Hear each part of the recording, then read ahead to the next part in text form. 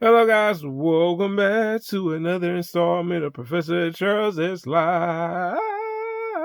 And today is a story time on the time where a friend tried to set me up on a blind date. So let me talk about what happened. So this is back when I'm in high school. I was a senior then. Yes, this was my senior year. And around that time, it was the time where people asked you to prom.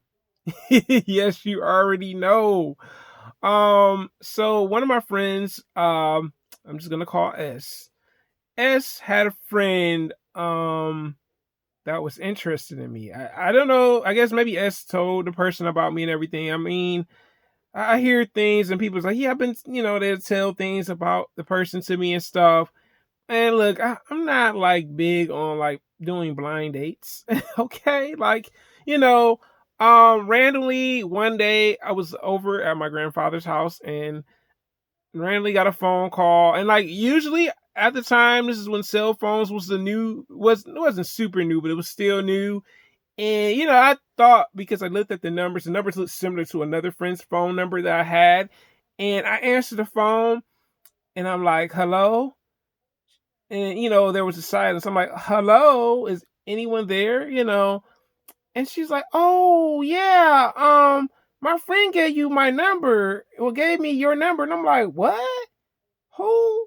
You know what I'm saying? Like, I wish. This is the thing, please, friends, when you give someone my number, please let me know ahead of time. You know what I'm saying? So I can know what's going on. Just don't give my number out and don't tell me about it. So let me get back to the story. So the person finally said, "Hey, I'm S's friend. Da da da. She told me a lot about you. Da da da. And I think we would hit it off. Um, we talked for a bit and everything, and I called S shortly afterwards. I said, "Hey S, why didn't you tell me you was gonna get my number out like that?" You know what I'm saying? Like, I don't be liking when people do that. Let me know ahead of time so I know, like, oh, okay, so and so gonna call me. This is so and so friend.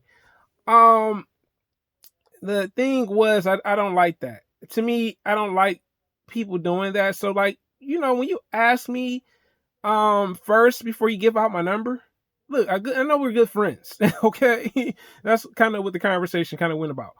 But afterwards, I talked to S's friend. um she just wasn't my type.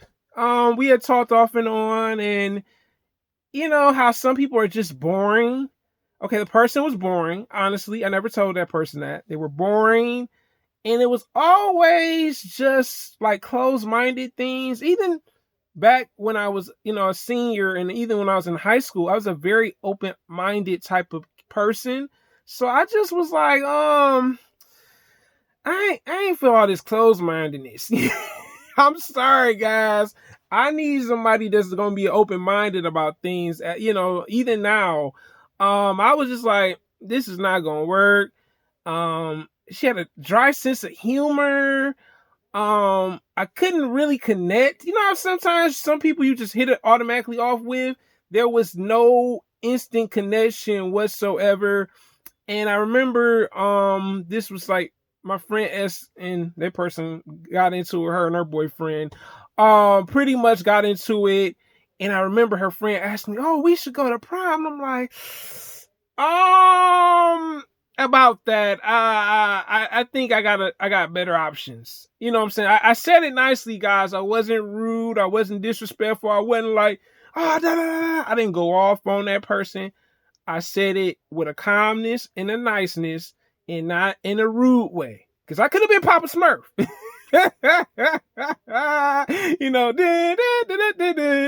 It just, went off. And I'm like, nah, let me be nice about it. You know what I'm saying? Because I would want somebody, if they weren't interested in me being their prime date, I would want somebody to tell me no and be okay with it. You know what I'm saying? So I told the person no. The end of the story, the more of this, we hung out eventually. Okay, we hung out maybe like after high school was over, college. a few times, and it still was no magic there. That person tried their best. It's oh yeah, my inviter, as we invite her to the movie events and stuff, which was totally fine. But there would never be a spark. The person's still the same as they are now than they were when we talked over the phone and everything. And I think sometimes you just don't click with people. Some people you just click with automatically. Y'all gonna be great. It's what I'm saying, it's chemistry there. What I'm saying? It's natural. When you like someone, it has to be natural. It can't be forced. You know what I'm saying? So I mean, her friend tried a couple times there. Nothing crazy, guys, but just, sit next to me, or what I'm saying, or sit across from me when we were, out at the mall type of thing. But that was it. I mean, what I'm saying? But I learned a valuable lesson. Y'all better stop giving out numbers. Y'all better stop giving out numbers. Tell your friend ahead of time, if you trying to hook your friend up with another friend, I advise people, please tell your friend, notify them. Send them a text message, leave a voicemail, call them, say, hey, look, so-and-so gonna get your number, da-da-da. Don't be surprising me with mystery phone calls. I don't like that. And I told that person about that too. I didn't chew them out, y'all. I know y'all probably like, hey, you chewed them out. I ain't chew them out. I just told them, like, look, S, you did not have to give that person my number out without asking me. Like, how would you like it if I just gave your number out? You know what I'm saying? I told that person that. I said, you wouldn't like that, would you? They ain't had nothing to say. It was an awkward silence on the phone. Quiet as a church mouse, boy. But I just had to be honest about it.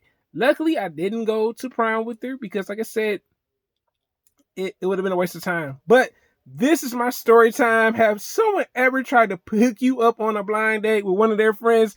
You tell me about it in the comments. Your boy, Professor Charles, is live, and I'm out, guys. Have a wonderful day.